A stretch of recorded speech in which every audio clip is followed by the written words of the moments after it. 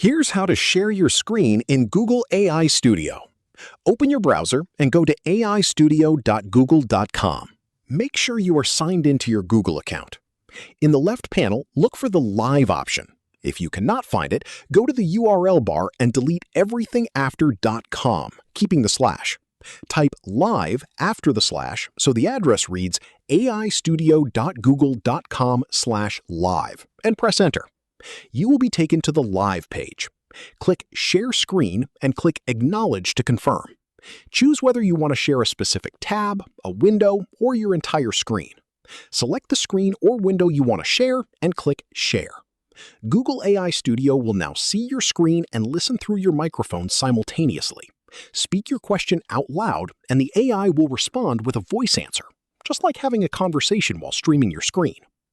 If this helped you out, hit that subscribe button for more straight-to-the-point tutorials on Step by Click.